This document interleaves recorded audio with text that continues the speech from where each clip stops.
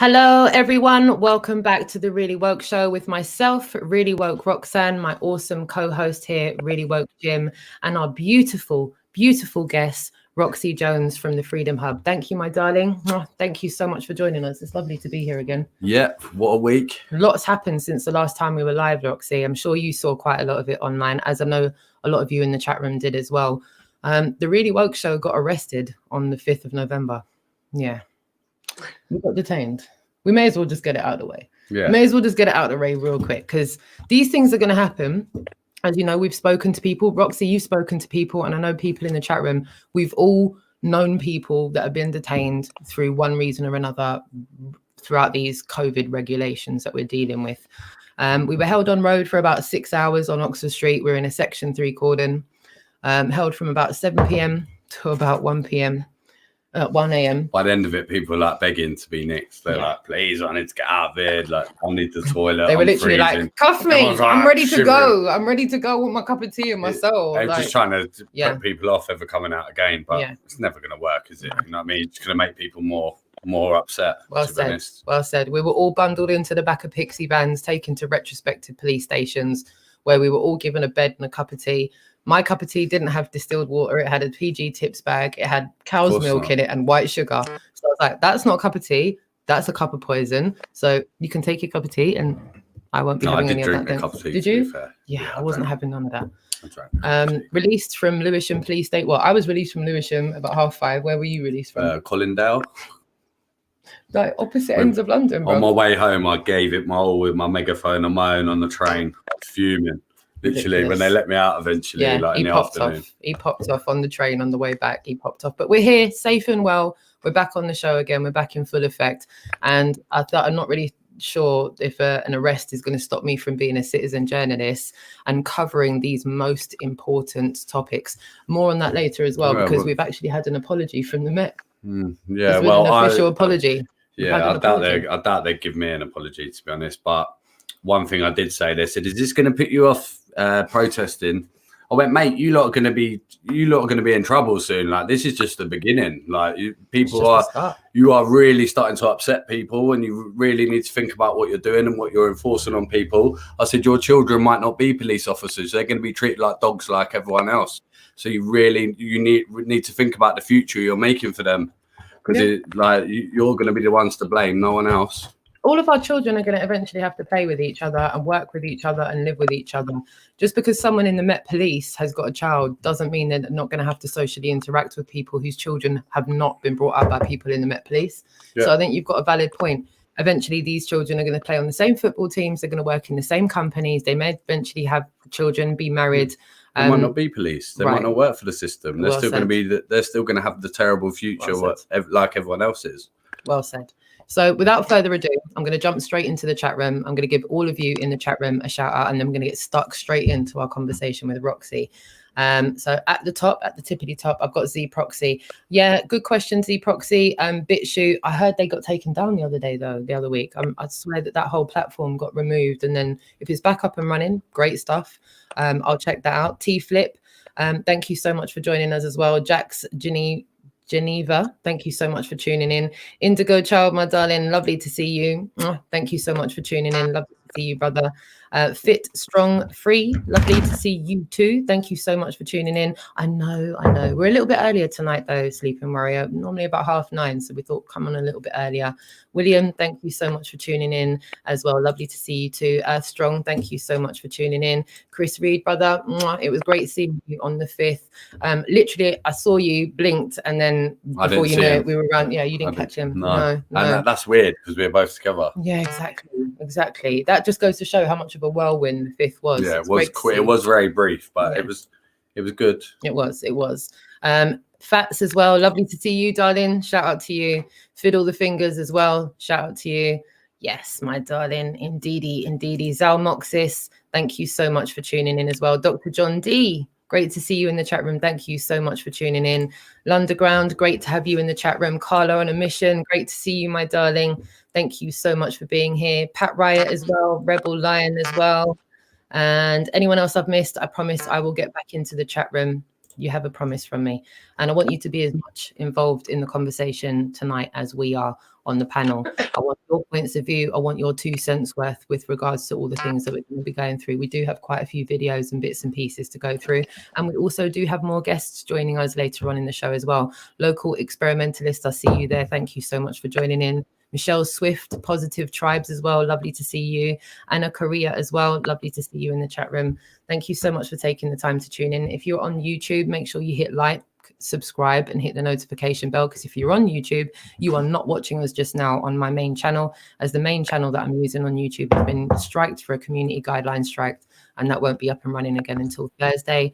And if you are on the website, there will be the facility to sign up for free and get free registration so that you'll be able to use the forums and stuff. Just keep a lookout on that, bookmark it and keep an eye on that over the next week or so. You'll be able to do that on there soon as well. Tyrant Finder, love it. Lovely to see you. I was released with Tyrant Finder UK from Lewisham Police Station. We're going to get Tyrant Finder on here and get stuck into what you've been going into, because again, an amazing example of a citizen journalist in full effect, covering absolutely everything that the general public should be up to speed with regarding to this crisis. And I don't mean the sickness crisis. I mean the crisis of the mainstream media being completely partisan and not showing us what we, should be shown.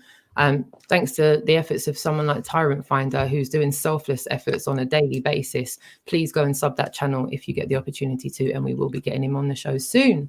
And again, Flatball, lovely to see you as well, my darling. Thank you so much for tuning in. Now, Roxy. You've been up to lots, my darling. In the few months that I've seen you out there trying to cover as much things as possible, liaising, putting as many people together, and trying to network and make things much more user-friendly for people that are trying to find out all this information. First and foremost, for a lot of people that are tuning in, I'm just going to give you all a shout out that only use YouTube. There's a few people in the chat that they're like, I know what Instagram is, but I don't use it. And because of that, I'm going to let you all know, if you don't use Instagram, right, you are shutting yourself off to a lot of networking and information that is readily and much more easily available on YouTube, on Instagram, with regards to the lives, IGTV, all of the various bits and pieces. And Roxy Jones is someone that I would say is prolific on social media with regards to Instagram. It's definitely one of the best pages. I would say that. It is. We were both saying that before we went live. We was looking through it. We said she's got some really good stuff on there, and it's very supports everyone, and it's very unified and big time. So for all of you in the chat room that aren't aware, it's over on Instagram. I'm going to make sure I spam the chat room with the link. But before we get stuck into what you're doing right now, I'd love to ask you, like, where and how and when did you wake up to the fact that we're being lied to about these things? What, just about COVID? Oh, well, you know what? This is a really woke show, Roxy. So anything from A to Z. Like, how did you get to the point where give everyone a bit of a background about why you are where you are with things now? Right. So basically, I had some issues growing up. Didn't get on in mainstream school very well. If I was at school now, I would have been classed as ADHD child, whatever. I had some really big losses through teenage years as well with family members. So that all added to the struggle. But when I was at school, there wasn't really much for children. It was either you're a good kid and you're at school, or you're a bad kid and you don't go to school and you don't sit your GCSEs. I was lucky. I was liked by a few teachers. They let me stay at home, let me come back to do my GCSEs. I worked loads of different jobs, didn't really know what I wanted to do. Ended up, I wanted to work in some form of education. I didn't want to be a teacher. There wasn't really any subject as such, like academic subjects, that interested me. So I went off. I got myself a job as an LSA in a school when I was 18, I believe. Then because I showed quite a lot of excellence, they said, at work, working with young people, they said I really should further my skills. So I went to Chelmsford University and I got a degree in child and adolescence counselling. I then went on to be a management in a support unit, which was an inclusion centre, ran out of a place in Thurrock in Essex. I used to do outreach work into all the schools.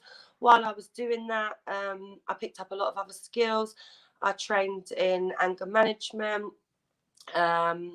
group sessions, self-esteem sessions, individual work, art therapy, all those types of things.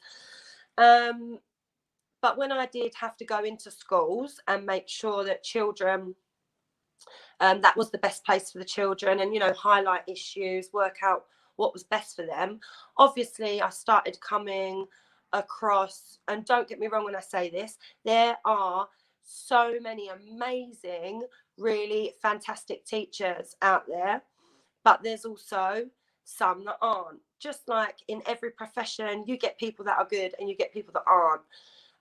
So, you know, these teachers that I felt were being unfair with pupils by either, you know, touching them, you know, being inappropriate or talking to them rude, I would report the teachers and flag it in my report that I feel that some of their teaching styles was maybe out of date or maybe inappropriate for the ages that they were teaching.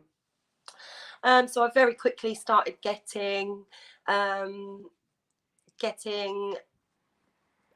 complaints, if you like, into my manager at the centre about, you know, I'm not there to flag up staff members, I'm there to help the children, which in my professional and personal opinion, you're not helping children if you aren't flagging up issues with their teachers.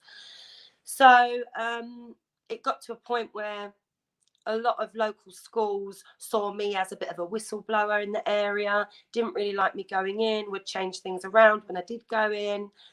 And I very, very quickly got really disheartened at work and felt that I was there trying to do my best, but the system that we're working with actually prevents us from doing that. The hierarchy system, you know, you can make a complaint about a member of staff and then it'll get so far and boom, it's disappeared. It's not there because you only have to get, you know, a dodgy, corrupt, whatever word you want to use. You only have to get one staff member in that hierarchy system for the whole thing to fall. And I started getting very depressed because as a counsellor or a therapist of any type or working in that field, because obviously we're not meeting the average child, we're meeting children that have been sexually abused, physically abused, emotionally abused, neglected, you know, all types of different things. So what we have to do is something called bloody hell, what is it called? It's basically therapy for therapists. The word will come to me soon. I won't waste time trying to think about it. But yeah, it's therapy for therapists. And we have to go along to that. And it's a safe place for us because obviously we're told all these things from my dog's let itself out the kitchen. We've been told all these things, you know, that are totally private and confidential. So we're not even allowed to discuss them with in-house staff members. Supervision, that's it. So we have to attend our own supervision, which is a safe place for us to offload to another therapist about what it is that we're dealing with at work. And, you know, I started to talk to my therapist about the fact that I felt like I was going downhill because I couldn't, you know, I felt like my work wasn't getting anywhere. I felt like we'd find a child. Put the dog in the kitchen. That's my eldest boy. Okay. He's looking for a charger for his phone. But yeah, so I very quickly, when I realised the system that I was all that was supposed to be working with us, actually we're fighting against it. Like I said, I got very depressed. And I didn't want to work in education anymore because I felt like we're flogging a dead horse, if you like, because you're just not getting anywhere. Your hands are tied. Your hands are tied with respects to what you feel you can do within the capacity of your job remit. And when your hands are tied like that, you can't do the job that you're there to do. Exactly that. And then that leads to a lot of, you know, almost personal hate on yourself, because you feel like, but I can't even do what's right. And so from there, I ended up falling pregnant with my first child. So I took some time out.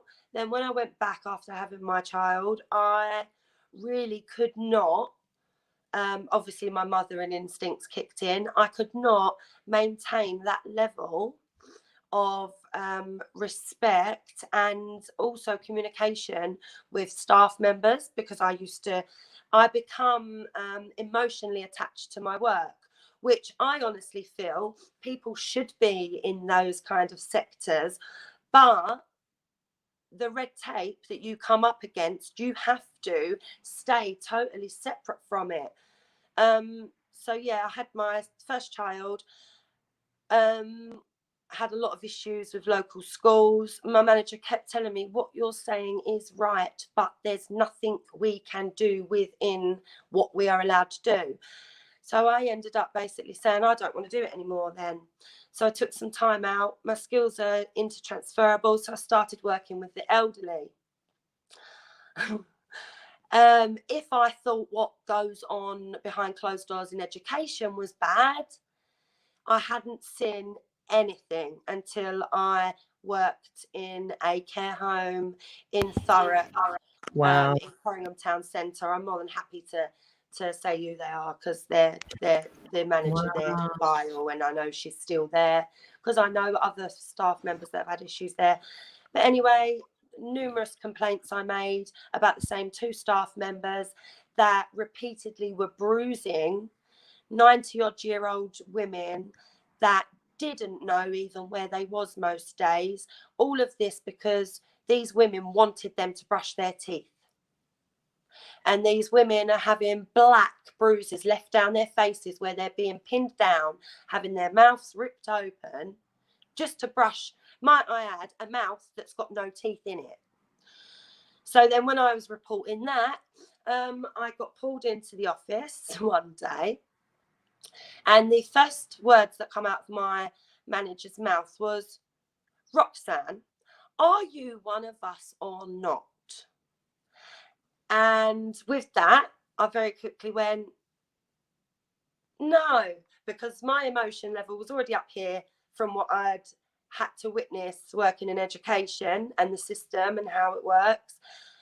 So once I saw that the manager wasn't willing to keep residents in our care home safe from other staff members, and basically said to me, you know, you're either one of us or you're not. You either keep it quiet or you don't. I basically told her, you know where you can stick your job. I put complaints in to the council about it. Nothing ever materialised about them. They all went missing. In the end, I gave up because I was just totally disheartened in the system. And I kind of felt like I can't help anyone working in this system that is there to help. You almost feel like you being there is helping to feed the beast in that sense. You're aiding and abetting the whole situation go down if you carry on complying with that, right? They take good souls like mine and yours and people that are trying to do good, and they get you to a point where you literally give up or you join them. Yeah, and we hear any whistleblower you sort of see from any field all have the same sort of reason they've left, because I can't help people. Anytime I've cracked a case, a police officer that's left, they crack a big case against someone they shouldn't have, and then that's it. See you later, mate. You know what I mean? Like, you can't. And again, it's not, you know, it's not just my personal experience of the corruption within the care systems for children and the elderly. The corruption within the police is dire. I won't state who, because I don't want to cause any, but a family member of mine, she was always the one at school that would grass me and my cousins up for smoking. You know, she was really good person. She wanted to be CID, in the child protection. Again, a lot of our family really are geared around that because of the type of things we know and have experienced. So yeah, she wanted to be CID in child protection, which she made it to. She was a street bobby for 2 years because that's what you have to do. And yeah, she made it into CID. She got cases together that were practically airtight evidence. You know, they were looking to send prolific paedophiles and rapists down for years, and boom, thrown out of either evidence used to go missing. And again, when she used to report these incidences, she got transferred. She got transferred 3 times. In the end, she left the force because she said, I am banging my head against a brick wall. I mean, how does this vicious circle break? Because this is what's happening. People whistleblow, people lose their careers. I've got someone else in the chat room who said I was fired when I whistleblew, but I got a manager fired too. So at least it was like, you know, I took one out. That's exactly what happened. I honestly believe the only way that we can do it is because, I mean, everything that we think is there for the people is actually run by these massive corporations. And I honestly think they're put up as a bit of a smokescreen, and a bit of a false hope for people that, you know, we are trying to keep the children safe. We are trying to keep the paedophiles off the streets. Well, if they're trying to do that, how comes Facebook can delete my .gov screenshot within minutes, but they can't delete any of the blatant, might I add, paedophile accounts that I flag? That goes for Facebook and Instagram and YouTube. I actually troll quite a few active paedophile accounts. I constantly report them. I get anybody who's willing to report them, and they are all still there. Yeah, my personal We've all lost our accounts deleted for sharing. Stuff. Sorry. We've all lost our accounts for similar stuff, like me, Rox, loads of people, just for mentioning anything about children. Or it's crazy. It's absolute. Save Our Children hashtag's actually been removed now. It's actually been deleted, and the disgusting thing is it has been classed in the same category as all the conspiracy for flat Earth and things like that. It's like, how on earth is saving our children anything going against? I think it actually comes up that you're going against their community standards. So what are the community standards for Facebook, Instagram, YouTube? Here's what the community standards are. Community standards are: regurgitate what the education system has taught us all, regurgitate what the government's taught us all, regurgitate what the health organisations have taught us all, and jobs are good ones. Jobs are good one. Parrot and repeat, and jobs are good one. Go against the narrative in any way, shape, or form. Silence anyone who thinks anything different. Yep. That's it. That's the world we live in today, unfortunately. I mean, the thing that I find so frustrating, though, is that everything, all the evidence, all the contradictory, information that the government have put out there, it is all there online. There are... that's what I've said. Hide it. Yeah. Legally, they have to put it places.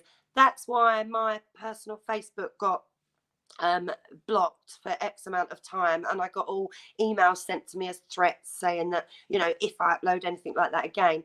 All it was I basically sat there one night, read through and through pages of crap, and on the .gov website to find that one statement that classified COVID is nothing more than a nasty cold, on the .gov website. Now, the government put that out there for the people to see, but if you share it on your Facebook, you will be deleted. That's because they put all the information, it's all there in plain sight, but nobody actually comes off of Facebook or BBC. I mean, everybody's believing what the BBC are feeding them. This is an organisation that hid 2 prolific paedophiles for over 30 years. Over 3 decades, over 3 decades. Yeah. But then again, if you everybody says, oh, we all knew it, everybody knew it, Everybody knew about Jimmy Savile. Everybody knew about Ralph Harris. Why did no one speak out when they was alive? Because they were too scared to, because the links that they have to royalty. And we all know what happens when you, I mean, look at, is it Jill Dando? Yep. That was, now I am going a bit conspiracy theory, but it is, you know, there's too many. There comes a point when, you know, it's not coincidental. And, you know, on the Economic Forum, they're pushing forward this great reset, saying, oh, you know, this you know, we've got this amazing opportunity. It's not an opportunity. It has been planned and it has been orchestrated that way. I mean, if there's anybody out there that by now hasn't noticed that they are literally trying to create a massive world economic crash, because to implement any new system, you must absolutely tear the existing one to the ground. And that is what they're doing with our system at the moment. But, you know, people say, no, that's a conspiracy. Well, it's not, because they're talking about it on the you know, the Economic Forum. There is evidence of it in the legislations that are getting put in. You know, you've just got to go off and read. But unfortunately, you know, the system that the rat race they've got everyone in, people are too busy trying to break it, like, you know, make ends meet, that they don't have the time to go off and research that stuff. And then when you get people like us that are willing to get that all together, put it out there, we get deleted en masse. Yeah, it's crazy. It's crazy. I say this to people. I say, right, you want to breed fear into your children. You want to put them in masks. You want to be really act fearful around your children. We've said it before, never breed fear into your children. When I was a kid, my dad would never show me any fear, nothing like that. But what I say to people, you're filling your kids with fear on stuff you're not even prepared to look up and have a look into. Correct. You know what I mean? So you're gonna change your child's life, really scare the life out of your child, tell it to fear other people, tell it not to do anything what it was meant to do before, and try and make it feel bad about certain things, make it feel edgy, whatever it does. And you're not even willing to spend a couple of hours on your computer to see the other side of the story and see if it's worth filling your child with fear. If I hear something, okay, let me ask someone else. Or I think, okay, let me have a look somewhere else. Nah, I can't just believe. You have to. People are just blindly filling their children with fear, filling their whole lives with fear, changing everything about it, losing all their common courtesy for other people, losing all their values within their self in the space of months, because they've been told to be scared of something which they haven't even looked at properly. That's cognitive dissonance for you, know. There's a little bit of cognitive dissonance in there as well. You have to, as a parent, you have to have a responsibility to grab the ball by the horns and really look at stuff and see whether it is worth filling your child with fear. Well, and this is another thing as well. You know, on a how our brain works level of what they've done and how they've achieved what they've achieved is, you know, it's proven that if you can get a person at a low level state of fear or anger, both of the negative spectrums, you know, of emotions, if you can keep somebody at that low level, it's only got to be a real low level, so you know that inkling in the back of your mind all the time, that literally stops your brain being able to logically think. It stops the neurological patterns from creating. And then what they're doing as well is by constantly feeding, like if you put your radio on, you constantly hear keep space, wear your mask, save lives. On your TV, you're constantly hearing it. And what actually happens with repetitive things is our brain then creates patterns for that and actually almost believes that as a truth. That's how they, you know, brainwash people into these crazy cults and things, by constantly feeding them with the same crap, and eventually it creates a new brain pattern. But they're also the oldest trick in the book, isn't it? Yeah. Well, like, and Hitler, when people said, how did he do that? He admitted, if you can get a nation in fear, they will follow their leader. And unfortunately, that's what's happened. But what I find disgusting is people are actually, they're not thinking logical. We've totally forgot any science that was valid and credible prior to this. You know, people are saying, no, we need to wear the masks. Oh my God, we can't use cash. We've got to constantly sanitize because there's a virus. You can't catch a virus that way. It's something, a virus is basically our body getting rid of toxins that it's got in it and other diseases and things. You can't actually, I mean, it's too in depth for me to just easily explain in layman's terms. But again, if you go over to the hub, we've got videos on it there. There's a guy that explains it perfectly, but you cannot catch a virus. It doesn't work like that.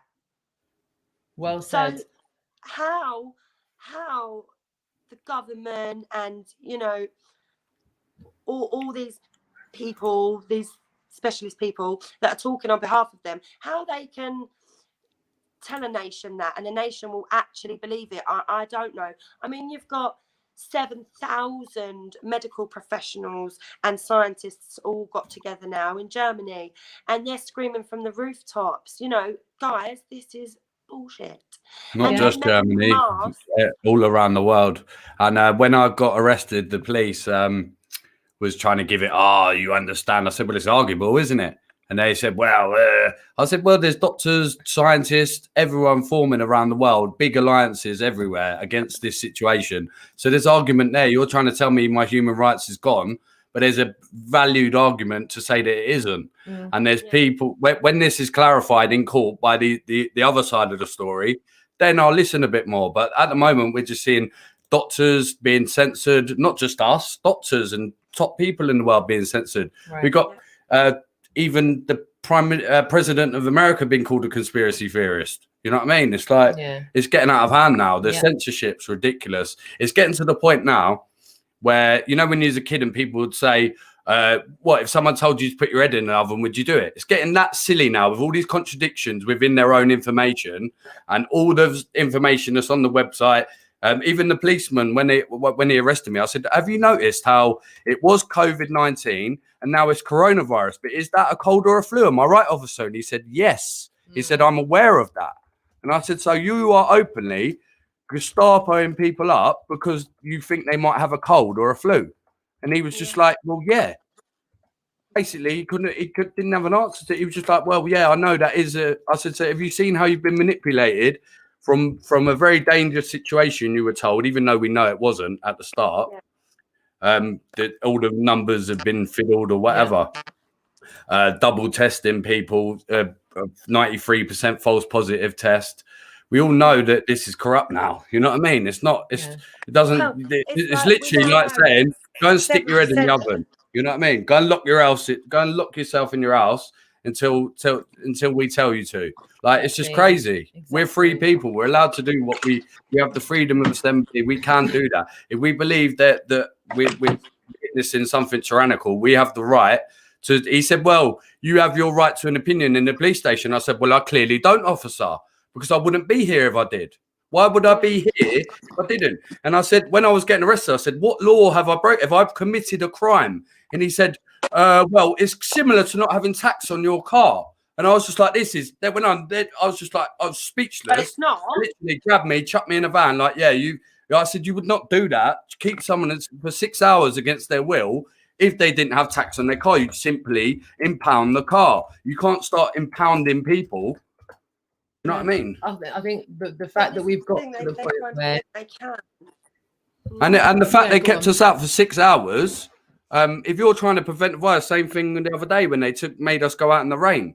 Like, realistically, if you're so scared of this thing you've admitted to being a cold or a flu, why are you making us stand still in the freezing cold at 1 o'clock in the morning with no, you know what I mean? If that you're defeating the object. I think that's this is something people really aren't. Sorry, and this is something that people really aren't realizing. We are being conditioned via the TV and, you know, the mainstream media to view our freedom as being selfish. Because I don't want to wear a mask and damage my lungs, and I don't make my children wear them, I get abuse in the streets. I got verbally attacked by 4 women in my local chemist trying to get a a prescription. I have local counsellors tagging my Facebook because I do share. And this is the thing as well. I don't actually share conspiracy stuff. I blatantly out the the contradictions. It makes no sense what they're saying, and everything that they're doing is massively inhumane. They're basically saying, oh, to be a good human, you've got to be inhumane. And the damage that, I mean, not only adults' mental health and whatnot, yeah, but the damage this is doing to children's development is unreal. And I don't think that the general public actually realise the long-term effects and impacts this is going to have on our children and our youngsters. You've got little ones that come from perfect homes, no neglect, no money issues, really caring parents. They're suffering with anxiety. Why? Because their parents are stressed and are anxious, and they're constantly being told, wash your hands, stay away from your friends. It's not natural. And not only that, the parents that are constantly forcing their children to sanitize, stay away from people and wash their hands and all of that, they're actually damaging, they're putting their children's immune system into a state of shock. Because our immune system, and this is something that, where did that age-old saying come from? Bit of dirt never hurt. That comes from how our immune system works. My mum used to say that, actually. My mum used to say the same thing. That's clean dirt, not dirty dirt. Like mud and that is a bit clean dirt. It's not dirty dirt. That's how we build up an immune system. That's how our body gets strong, by coming into contact with germs. And when you're not, it's like when you cycle a fish tank, same thing. Like if you have a fish tank, you need the germs in the tank. Otherwise, you put a fish in clean water with no germs, they die. You shock it. And this is what shocks me is how the general public seem to be really, really blind to the fact that everything seems, although they're telling us they're doing this to keep us safe, everything they're doing, it's not to keep us safe. The mask wearing, that's causing pleurisy, lung infections, eye infections, mouth and throat infections. All of that skyrocketed. So that's the start off. We're damaging our lungs with that. Then to top it off, we're constantly sanitizing. We're killing off our natural immune system.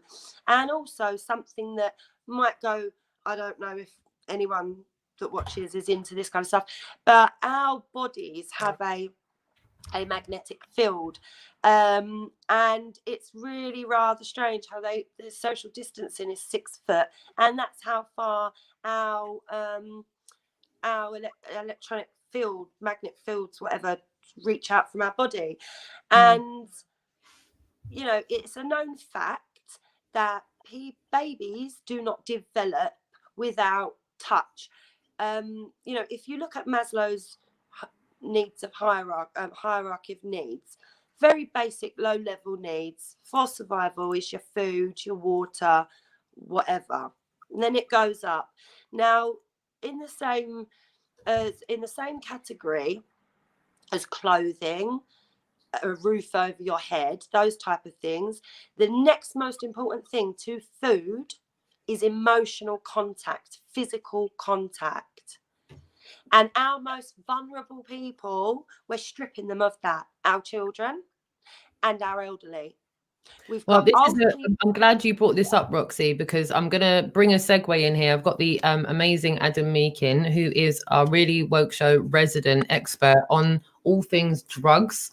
And basically he's our in-house expert. So I'm going to bring him into this conversation right now. Because we've got a lot of questions popping up in the chat room. We've got a lot of people that are resonating with what's being said. And we've got a lot of people that are asking questions about, viral questions and all the bits and pieces that we are talking about. So without further ado, I will join Mr. Adam Meakin. Can you hear us, darling?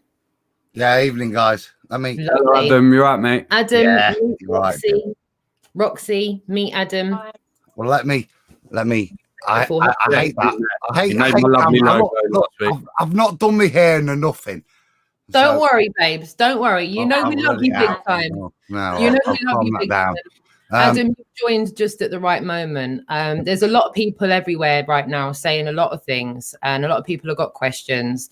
And we've got amazing people in the chat room like yourself, Warrior, Underground, Kimmy. But can you give us a little bit of scope on what we're talking about here? Yeah, I mean, I've first of all, evening, Roxy. The reason I put the camera on, I don't like to say hello. And for those watching that have no idea who Adam Meakin is, can you just give us a background about your profession and what it is you do? Oh, professionally, yeah. No, I'm a flat earther first and foremost, and a truther.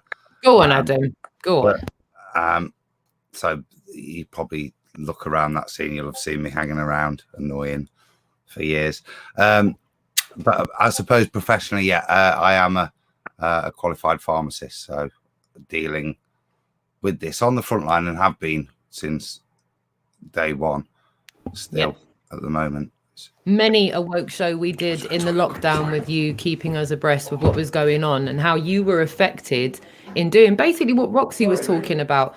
You know, working with children and working with the elderly. She's been restricted in every way, shape or form from being hands-on with the people that she's trying to care for the most. And that's pretty much what you faced during lockdown. You were segregated away from your people as well. Yeah, I think I'm independent. I'm an independent, professional in that sense, in terms of the way I practice. I think certainly what's been noticeable in the care profession is the level of regulation that has been observed to, as much as that regulation, and I think in many cases not even that, guidance is probably the correct legal term, guidance that's been issued that the care sector has upheld even against fundamental human rights. I think that's been probably highlighted this week with the old lady trying to escape a care home. These are great things that exemplify how from an Orwellian point of view, it's the prisoners that control the prison. This wasn't law that was enacted. It was, as I said, guidance and the likes. And we see this insane zealotry of people that's suddenly given some kind of power. And it's these mechanisms they're using to control us, isn't it? This, for want of a better word, this to stir up the Karenism, bring out the Karen in you, is the thing that we're seeing now enacting in society. I think as I joined, you were mentioning, Roxy, you getting shouted at in the chemist. I go to great lengths. Well, then, that's not good professional behaviour, and it's not within. It's all guidance. As people walk into my shop apologetic, and I just tell them to relax. I've had to put these spit screens up, so don't worry. Don't try and jump over the counter and start coughing, and I'll be fine.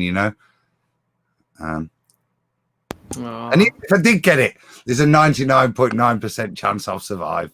So it gets to the point, Adam, isn't it, where it's farcical. It's absolutely farcical with what you're having to deal with. But I think, like you just said very poignantly there, and anyone watching now or on a replay, understand that, like Adam said, that is not professional behavior. You cannot start treating your customers like a piece of crap.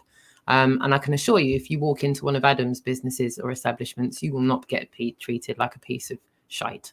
And it's nice to hear that, Adam. It's nice to hear from someone on your side of things that goes, no, it's not all right. That's not okay at all. You shouldn't be made to feel like that. No, it's not professional from that point of view. There's as long as you're not breaking those guidelines, the simple presence of you without a mask is not something that should be prejudicial upon your encounter. And certainly it shouldn't be initially encountered with reprisal, an attack, an accusation, which is probably what you faced, Roxy, I would assume. Or paranoia is probably what you face first off, isn't it? So if you can do, Adam, can we get to the virus question? Because we've got a lot of people either side of the coin here in the chat room. A lot of people are saying viruses aren't real in the first place. And there are people that have valid questions about the legitimacy of such things. Yeah. I think a bit like the shape of the earth. We don't know. Let's be honest. And I think what's been good, certainly what we're looking at, where are we? 10, 11 months since this shit kicked off. And my knowledge of virology has improved significantly, or certainly going back and looking at what I thought I knew has been interesting. There's probably a better, more honest phrase.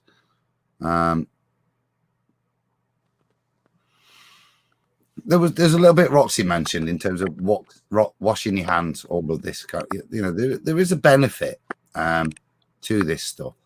And if we're transferring from a high infection area back into mainstream, then maybe there is a purpose to this from a clinical point of view. What we're not seeing is that. And we're seeing a paranoia again infested into the populace that at any point of social interaction and at the end of that exchange, then cleansing needs to occur, and in its many forms that we have. And so for me, I think fundamentally on the base level, as we are kind of controlled with the science, that's exactly what's kind of going off. We're being told to modify our behavior in certain ways because of this science. Now, the science, whilst the science may be true, the behavior modification has no relation to it, other than, I think, as you talked earlier, ROXI, again, you alluded over some kind of psychological stuff with, and it's almost like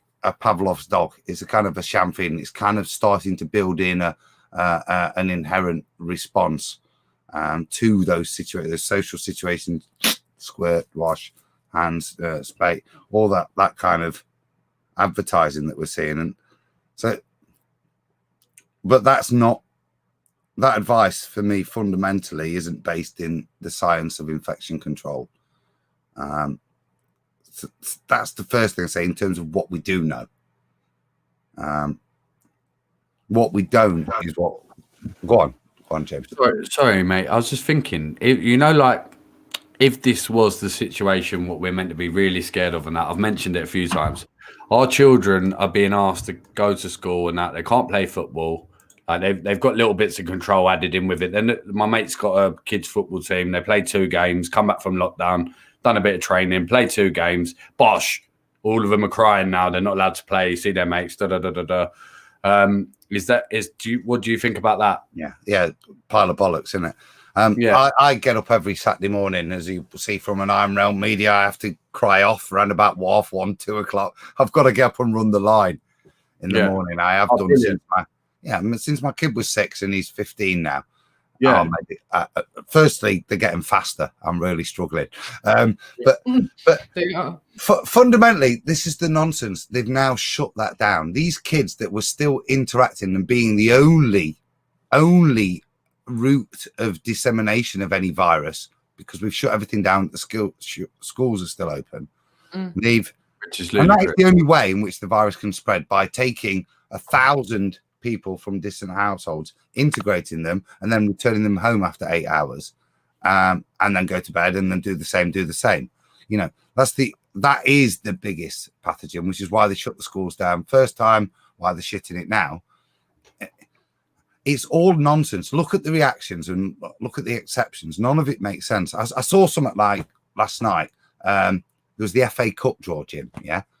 And one of the teams that have got from non-league have been given special dispensation to train of an evening because they're still in the FA Cup. Now, every other bugger, is not allowed to do that. Well, surely if we were dealing with a pandemic, kind of. Because they make revenue from it. That's all it is. Because the professional game's allowed to go ahead because they make revenue from it. Yeah, that's it. If they're making revenue out of 6-year-olds football down the park, they'll probably let you do it. I can't deal with this. I can't deal with that. They're all right to be in school together, but you're going to catch it if you go in the playground together. You can all be there together, but no, you'll catch it if you go there together. And to control children like this is mentally excruciating for them, because imagine, like, remember when you were a kid, Adam, yeah? What did you do? Breakfast, lunch, after school, till you went to bed, you play football, didn't you, with your mates? Play football, you're like that. All you can think about is playing football. Imagine that now, like just that one fact. Or even if you're a girl, you might play netball or you do ballet. The same scenario. They're not allowed to do it. So even if it's outdoors, whatever. I was in the park. So imagine trying to get your head around that. Going back to being a kid, we all forget to do that. A lot of us forget being kids. We need to go back in our little brains. Remember being a kid and being told you can't play football. You can't do ballet. You can't play with your mates. You can't even talk to your mates without anything. It's just crazy. Yeah. And if it was the situation we're talking about, how are they saying you got KFC making adverts going, a pandemic can't stop us frying chicken? Well, if it was a proper pandemic, how would you know it's not going to stop you frying chicken? How do you know your supply of chicken's not going to stop? Right. All these places going, don't panic buy, because we know that everything's going to be fine. Like, how can that happen if it's really a bad situation that we're meant to be scared to leave our houses, send our children out in it, not let them play football, even though we're already sending them to school? There's just, when you're controlling children, especially at this level, their brains aren't even properly developed. They don't really know what's going on until they get to maybe 10 or 11. It's excruciatingly, it's unbelievably. That's the big one, Jim, for me, right? That's the big one for me. Rox's kids, my kids, they're pubescent. So they're at a point where, frankly, I mean, I took the dog for a walk tonight. The amount of teenagers in the park socializing, telling Boris to bollocks is, it's apparent. They're not paying attention. But they are they're free thinking people. The issue I've got is with like next door's kids. Yeah. They're 3 and 5. Okay. And what's happening in their mindset is a normalization that doing these things is the way the real really is. We know how abhorrent it is. This is their first experience of life. That actually, when I go to nursery, I have to do this, all of these fucked up. And I don't use that phrase lightly, but there's not a better phrase. This is the most fucked up thing you can be doing to a young child's mind. This is how they integrate with people. And when they go to the big world, they're told the way you interact with people. These are the rules in case you kill them. And that's the implication in a child, in case you kill them. And that's what look, I'm blessed. My kids are old enough and I haven't got, but how the hell do you explain that to your 3 and 5-year-old? Look, is Santa real? I can cope with that right now. But Daddy, am I really going to kill? And give Roxy 1 sec. Roxy, you're on mute, darling. Do you want to unmute? You're on mute. Yeah. Go for it. Okay. No worries. But just going back to about when you saying, children that are younger, they don't really know or whatnot. It's actually even more damaging for the younger children because they can't make sense of it. So like you were saying there, it then becomes something that's normal. It's really not normal. And you also have, obviously it ranges between individual children, but you do have, they say generally, if you can get to a child anything between 8 and 10, it's fixable. You can bring it back because their mind is still at a point where it will take things and accept it as the norm. So, once you get past that point, not that they're not fixable, but bad stuff isn't as easily undone. So it's actually the little ones that are stuck at home with mums and dads that are, not purposely, but mainstream media led and living in fear and are then passing that on to their children. That's really worrying for me. And you've got to really just ask questions. And like, if you're going to take drastic precautions on your children, One sec. Roxy, just when you're not talking, darling, if you can mute up, because there seems to be a little bit of background interference. Awesome, darling. Go Yeah, on. if you're going to take drastic precautions about stuff, you really, really need to know what you're doing and really look into it and how you're going to stop it or whatever. You need to think, okay, if I'm doing that, is what they're telling me right, I'm going to stop it. If you were that worried about it, you would look into more things and then you would start to see, no, that doesn't weigh up with that. So even if you was proper for it, you would, if you really looked into it, you could pull it apart. Absolutely pull it apart. And the people that are on the fence of it, all it takes is maybe couple of hours research. Like now, it's all out there now. Like that's what I'm saying. It's like someone literally saying, go and put your head in an oven, telling me to lock myself in my house when I know how minute this situation is compared to what we're being told. We're at the point now as well, everybody, where would you all agree that the silent majority is getting louder and louder and louder? We're seeing weekend after weekend across the UK, across Europe, worldwide, really, more and more people getting out onto the streets on a repetitive basis every Saturday, every Sunday. Shout out to everyone in the chat room as well. They wanted everyone in the panel's takes on the bits and pieces that went on across the country. Yeah, we're going to show that in a minute. Yeah. This weekend. Adam, I know people have been doing bits in Nottingham and all across. Go on, Adam. Go for it. I was going to say, before we move on, maybe, I know you wanted a couple of bits addressing. And I started out saying, first of all, I don't know. As I said, my detailed understanding of virology is growing. Okay, as a qualified pharmacist, there's certain things we're taught, and one of the nice things is I guarantee all the pictures that you're now being showed as these aren't viruses, these are exosomes. We were told this is a virus. Okay, so this is what we were taught medically. 20 odd years, I've run out of fingers. 20 odd years ago when I was at uni. Yeah, so all those things, those little like crystals with sticks and then spikes off that lock onto things and insert their RNA, as we're told, which was the mechanism of action as we were informed. I've had to go back and go, whoa, that was not true, or I can't now confirm that. And we look at exosomes, and yes, these appear to be the things that we've historically took microscopic pictures of or analyze to draw those pictures from. So that's now it's interesting because bacteria and viruses are two distinctly different things. One's like us, it has DNA, and one's a virus, which is just RNA. It's just a replication process. And the thing about RNA is it can't in of itself replicate. So the way we were always taught viruses work is that they invade your cell and they reprogram it to make more viruses that go off and do the same to the cells.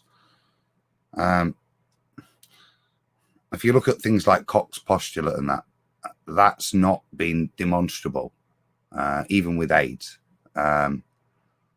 So my fundamental, the thing I will stand by is that there is such a thing as a virus. If we understand that a virus is the thing that is producing exosomes, that's the closest we've ever had to our understanding of a virus, if we're going to distinguish it from a bacterium, which is its own biological entity.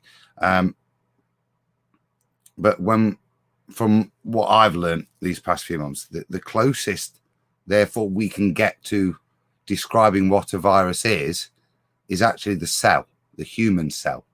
So the truest description of what we would define as a virus is the cell that's kicking out these exosomes. Now, does that then mean that exosome theory is correct? In my humble opinion, no. I think it's fundamentally flawed and does not equivocate for communicable disease, of which these kind of viral things are part of. Cold sores, chicken pox, to name a few. There are other things that we put in this virus category. Does that mean that actually our state of mind, our well-being, our outlook on the world, our internal positivity, how, as you mentioned, our magnetic field, does that not necessarily affect whether or not we're receptive to produce these exosomes that then induce the symptomatic things we seem to all feel?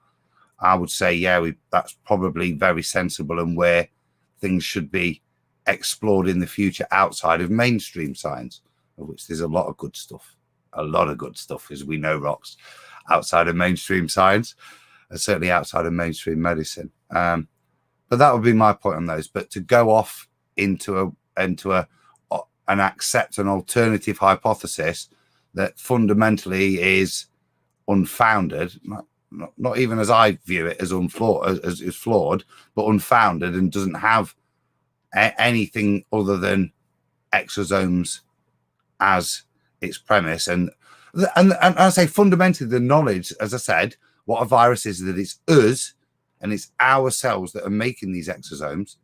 That's a fact, right? But to take that and then go to a full new theory, I think is a step too far, and a little bit like, again, with flat Earth. We've rejected the ball, fine. Doesn't mean we have to say it's a dome on a whatever. Yeah, it doesn't mean that. It just, what we can definitively say is, yeah, we've been mugged off again here in another part of the painted paradigm, this time medicine and virology, even to the fundamentals that mainstream science won't actually honestly say to you. We don't know what a virus is. I'm done. And Thank you, my darling. what do you think about the fact that at first it was this COVID-19 thing that came from wherever it came from, and all of a sudden now all the advertising we're hearing is coronavirus. And as I mentioned before, the police officer was very aware that he was stopping people from catching a coronavirus that was a flu or a cold. What do you think about that? The way they've transitioned it to hearsay about it might be COVID-19 this year. There's no proof of it out yet. That it's the same strain that was out earlier in the year. Fundamentally, for the police to be trying to purport to you that in any way that they would detain your liberty, in any way, shape or form, under the pretense that will prevent you catching a coronal or influenza virus, is nonsensical. There's nothing they can do. And in fact, the closer they get to you, the more likely they make that occurrence to happen. The best thing a policeman could do to prevent that happening is to stay away from you. There isn't any proximity would increase the risk of transmission, wouldn't it? So would that not boost my immune system more if they did come near me? Go on, Rox. Roxy's got something to say as well. And Roxy, you're on mute, sweetie. Sorry, could you just quickly do that one? Because that is one. Rox. Oh, sorry. With us talking about immune systems, is it? I've done some research into stuff like that, and I found they say that because the way that they say, well, okay, if you can't catch a virus like that, why do we tend to have spikes in the same areas at certain times? And that was explained through our immune systems, if you like, almost communicating with each other and knowing that, like how the seasons know when it's time for the leaves to start falling, our bodies know when it's time for us to start getting rid of toxins. Are you talking in reference to exosome theory there, that with the seasonal cold, there's a reason it is a kind of a burst within the population? When they say, well, if we can't catch it, why do so many people get it at the same time? But they're saying that there's a link that maybe our immune systems actually communicate with each other how the rest of the things on the planet do. You know what I mean? Yeah. Okay. So I think from a bacterial point of view, and most bacterial diseases quite happily satisfy Koch's postulate. So we can show them, demonstrate them, culture them, grow them, and reinfect. Viruses isn't the same. I'd say again, we don't know. There's a lot of things we do know in terms of similar effects, in terms of morphic fields you could look at. So why do birds have inherent behaviors? Why do certain things? Why did in the 60s, when they invented silver foil on the top of milk bottles, why was it after 6 months no milk bottles had been pecked at, that suddenly within a few days down south of England, a few milk bottles have been pecked, and then within, and not within a transmittable way, within a reproduction, growing, learning way, but within weeks, all of the UK's milk bottles were getting pecked by birds. So do we look at things outside of the mainstream and say, yes, there are things that we know nothing of the majesty of, and we're arrogant to presume so? Or do we make shit up and just fill a story in, which is like what they did with us with the ball? I don't like the ball. I'm happy to admit where I know my knowledge is failing. I don't need to fill the middle bits in. I'm happy to stick my hand up and be proved wrong later, because there's nothing wrong with that, with the bits that I'll stand by. But I don't think there's a need to ascribe to unproven theories that give us a fuller story but have no validation. That's my concern with stuff like exosomes. Yeah, I love that. And if it's okay with everybody, I'm going to join in our next guest. Danny, he's been on the show before. He's done lots of amazing work. For those of you that are watching, some of you may not be familiar with some of the bits and pieces that Danny's done, and I'll get him to refresh us with those in a sec. Roxy, again, I think this is another person that's brilliant to network with, and also Adam as well. So I want everyone to make an opportunity to exchange details and network, because I think we're all in this together, and we all need each other more now than we've ever needed each other before. Babes, I don't know if it was me that muted you there. Yep, unmute. Sorry. No worries. I mean, and that's the point that we really need to make here as well. Whether we agree on the ins and outs, the lefts, the rights, that doesn't matter. We all, yeah, I mean, we're all on the same level, as in we're not happy with what's going on.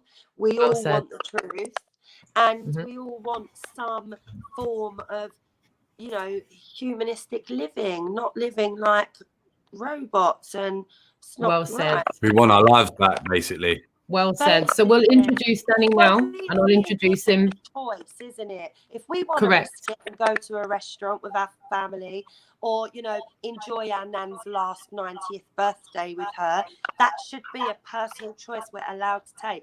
And at the moment, they're trying to take that from us. It's not right. That's right. That's right. That's why it's more important to get as many voices out as possible, so people can kind of understand. And if it's all right, if everyone just not gone. Sorry, no. I'm just going to mute myself and lock my back door, and I'll be straight. No worries. Adam? No, get the next person in, Rox, because there'll always be another point, because it's so.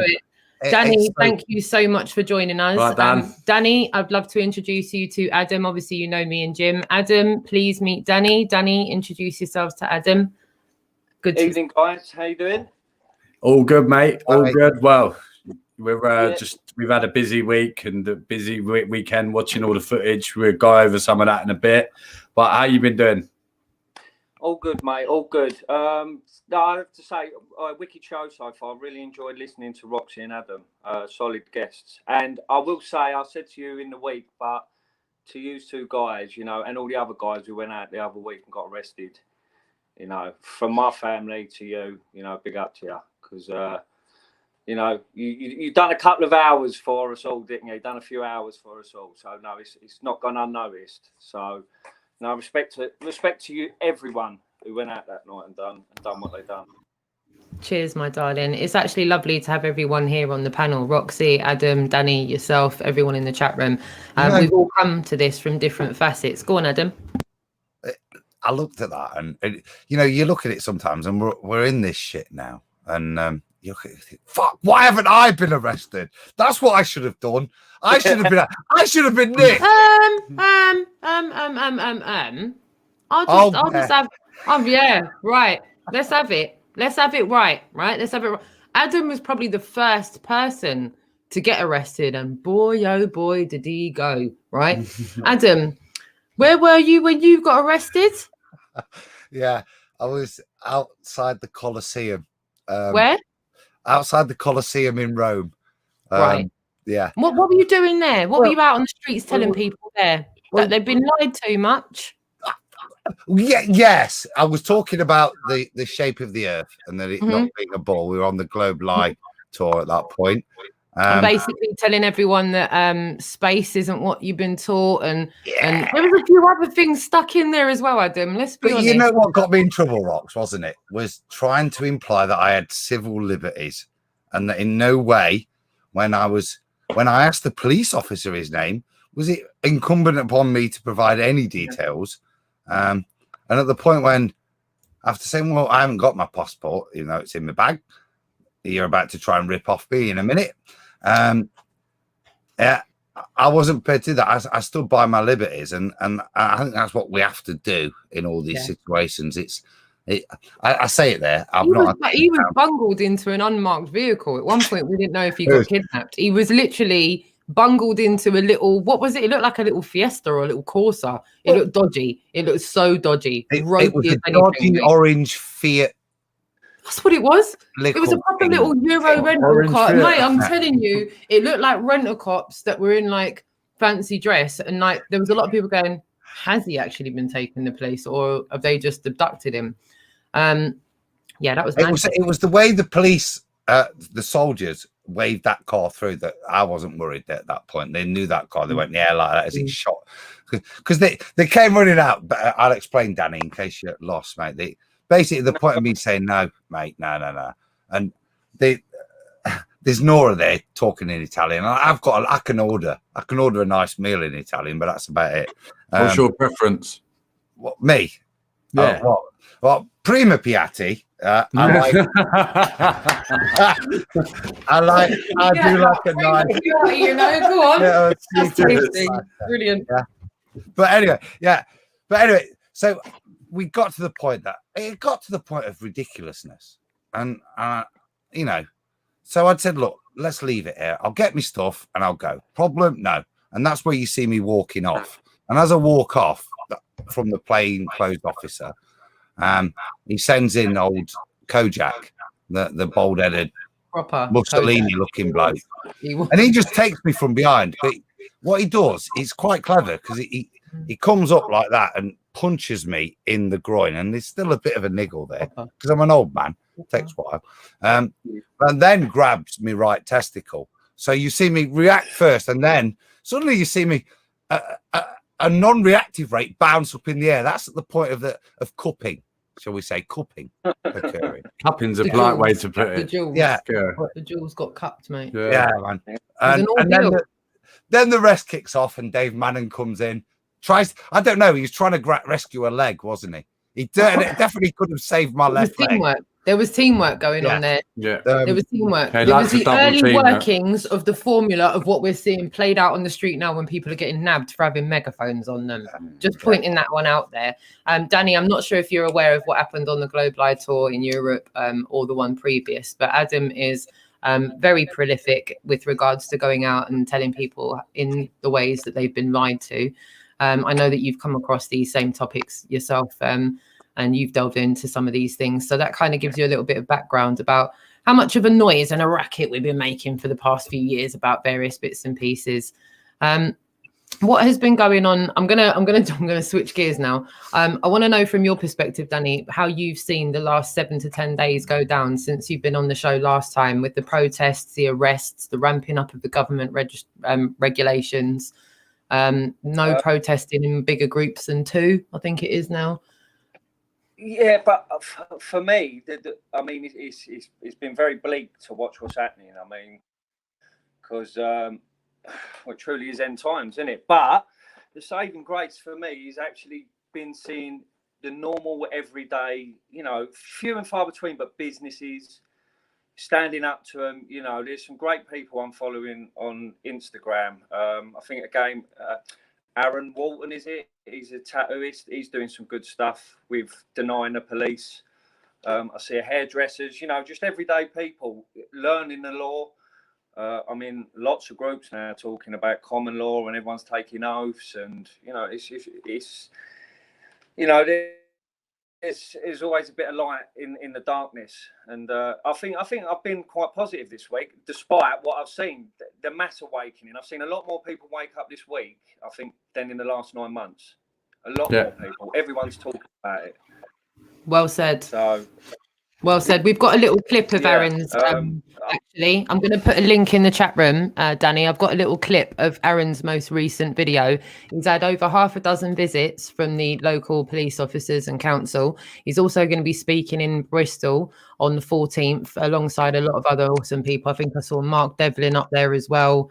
There's a good few people going to be out in Bristol. Just to give everyone a little bit of a bearing as to what you've just mentioned there, because there's real business owners out there on the roads genuinely trying to save their businesses and going up against the law, literally toe for toe. So here you go, everybody. Have a look. Go on, go for it. We can still hear you, darling. Rox, there is one more before I forget. Yeah, so now it's crackling up this end. Ritz Gym in Harlow in Essex. You've got to follow them on Instagram. Did you say Ritz Gym? They're pumping out the truths on it. So, if anyone can get to them businesses, can you hear me? Yeah, I think we've got a little bit of a signal issue. Are you on Wi-Fi, Danny, or have you got a good signal where you are? We're getting a little bit grabbly on your end. Yeah. Yeah, no, I've got. While you checking that, can I just ask a question? Quick one. Just Danny. I know I've had so much stuff going off. Danny's the guy that did good stuff with nonsense, isn't he? Yeah. Is that it? Yes. Yeah. So, even though you're frozen there, Danny, I hope you can. I just want to say, Danny, you're a fucking legend, mate. Thank you so much for what you've done, pal. Thank you so much. Cheers, buddy. It's just Sorry, like oh, you're not getting it again. You got to do it again, Adam. Come on. You fucking deserve it, pal. He's rough too. He's rough too, definitely. I said, I just checked. Are you the non-scatcher? Because I've seen so many stuff and I couldn't place your face. I just wanted to check, but Rox confirmed you are, and I just wanted to say to you, mate, thank you, my friend. Thank you so much for having the guts and the balls. Thank you. Yeah, because I know you've made a difference. No, I appreciate it. Yeah, well, we're all still doing can't hear you, we're all doing our bit, So no, it's and there's a lot of other people to thank as well, not just me. We're very, very grateful to the entire team and syndicate of people that you collaborate with to bring together the people that you do to bring off the streets the disgusting people that have come off. Yeah, just right. I can't thank them. You'll pass my thanks on to them, mate. But the opportunity to say thank you to somebody that I've been aware of, I've seen stuff. There's a lot of stuff in Nottingham, a lot of videos about blokes in Nottingham that people are brave enough to post. I've never had the opportunity to meet one of the guys that does it. And I sort of say, man to man, thank you, mate. I really appreciate what you're doing for us all. I love that. I think we might have a bit of a signal issue with you, Danny. Danny, can you still hear us? Okay, Danny might have to. This happens with Noel sometimes in Malta. But Adam, chat room, I don't know if anyone knows, I've got a little sneaky little video here of lovely ROXI out doing her thing out on the megaphone. Shall I play it real quick? Yeah. Oh, don't worry, babe. We got you good. We got you good. We got you in a good way. Do not find out the truth. We know what you're doing. We don't stand for it any longer. Facebook, stop censoring the truth. Over to Miss Sunshine. Censoring the truth. Sunshine. Now, that's not an easy thing to do, to get in front of all them people and get on a megaphone and start giving it loudy. What compelled you to go that extra step, babe, and get on the megaphone and actually project yourself and get your head well above the parapet and go, do you know what? No, I'm in. Go on. I'm going to say something. Because I'd had enough. I'd had enough of trying to do it in the proper way in the system and not being able to make headway. I'd had enough of losing friends. I'd had enough of certain family members judging me. And I don't know. I think maybe I have lost it now. I don't know. But you get to that point, don't you, when you just think, I can't sit at home and take this anymore. You know, you have to get out there and get active. Yeah, you get to the point where you say enough is enough. Now, this is the awesome Instagram page that you've set up, the Freedom Hub UK, which, as me and Jimmy said, is an amazing one-stop place to get amazing information, to connect with awesome, like-minded people. You've really done an amazing job with this, this particular page. And I like the way that you just bring every group that's around into the equation. You're not biased towards any group. No. So yeah, there's all different groups on your page, which is refreshing. Like I've said before, a lot of people worried about their own name or their own sort of status, but you've just put it on the table. You're out for everyone. Well said. Well said. Well, that's what we all need to do, because you know, we've got some groups that are really against helping the children. We've got other groups, you know, that just want to help the children, don't want to save our rights. But you know, we can't do any of it without each other. We can't save the children if we don't have human rights. And if we don't save our children, we have no future. You know, so there's got to be a way to incorporate all of them together. That's what I've been saying from the beginning. Otherwise, you're only going to get. We've mentioned before, we only need the 4 or 5% anyway, not the 99%. Right. But to get 4 or 5%, you're going to need every group with the same motive. Yeah. And you can overthrow whatever powers that be above that. Yeah. Well said. Well said. So while we're here on this page, I want to give a shout out to the educational rally that's set up in Basildon Town Centre, Essex, Saturday, the 21st of November, 1 p.m. The exact location will be communicated on the day for the March for Freedom. We do not consent, no new normal. That there is pretty much round the corner, literally just over 10 days from now. What would your advice be to people that are going to get across to Basildon and get out there on Saturday the 21st, my darling? Just everyone come along. This isn't just for, you know, this isn't just for anti-vaxxers. It isn't just for people that are against lockdown.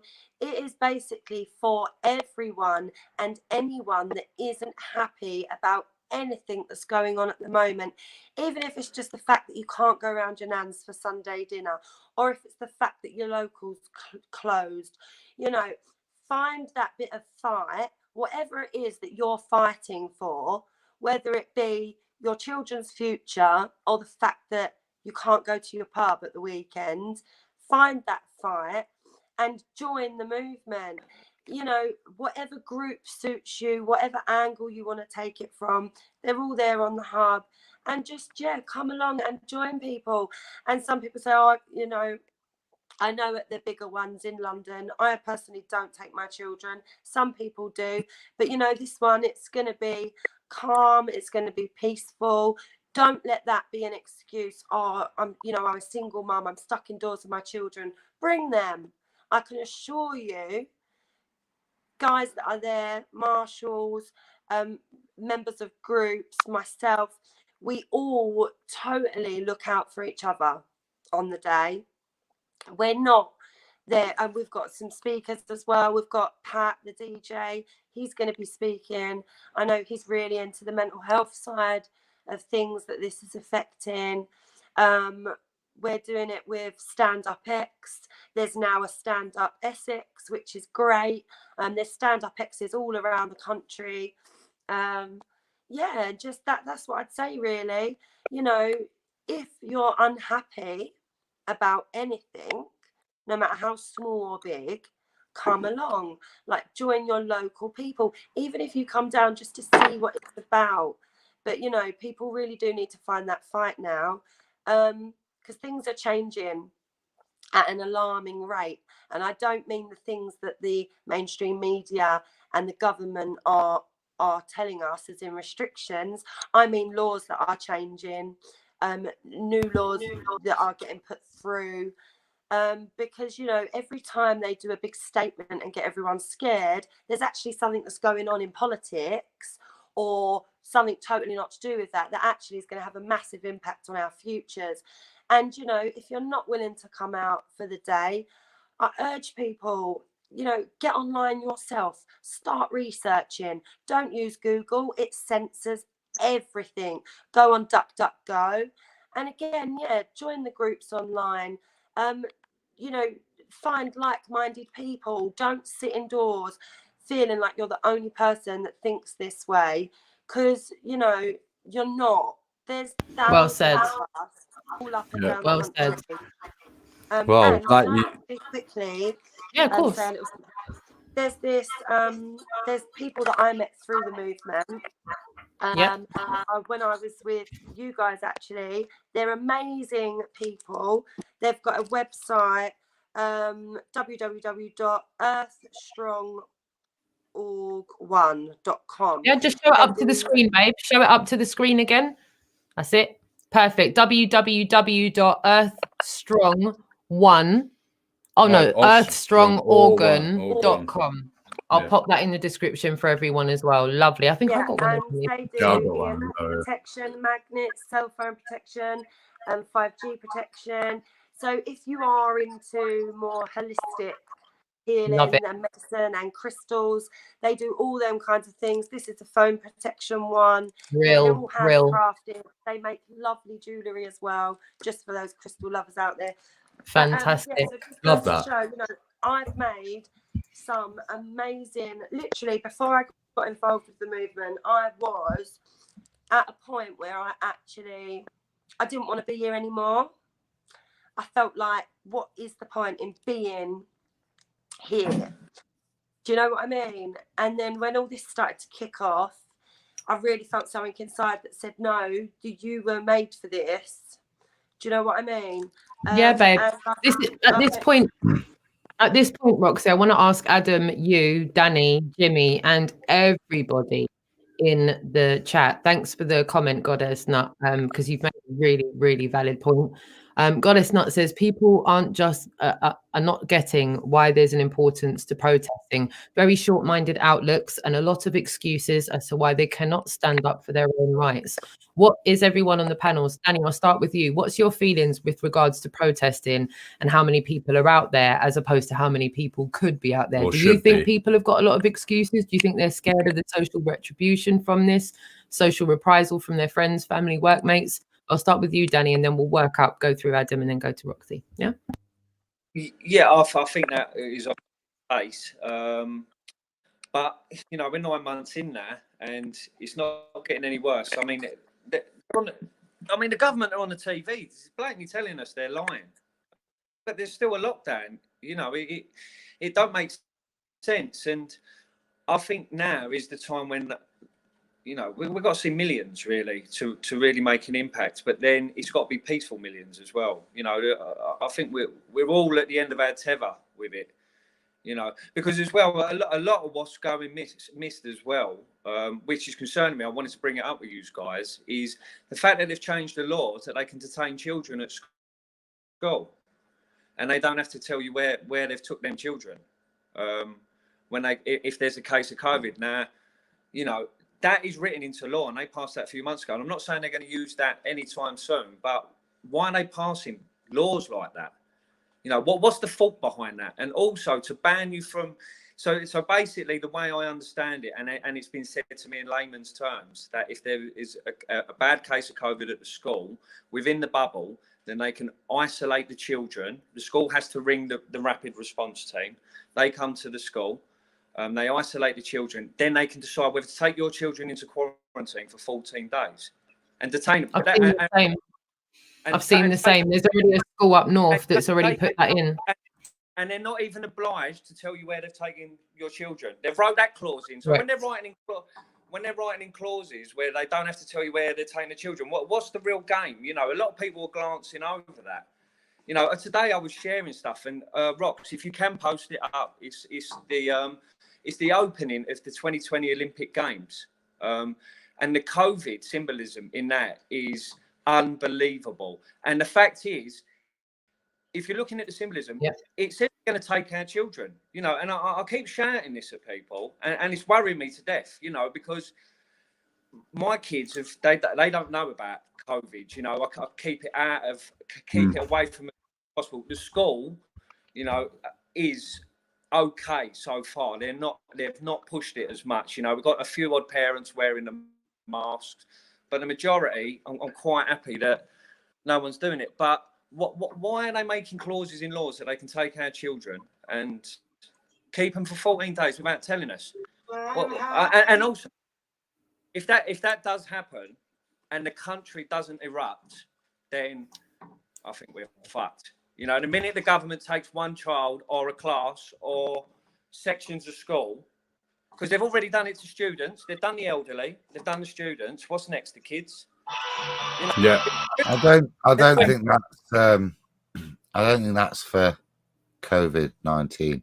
What historically they tend to do with little clauses like that get left behind, don't they, in the legislation?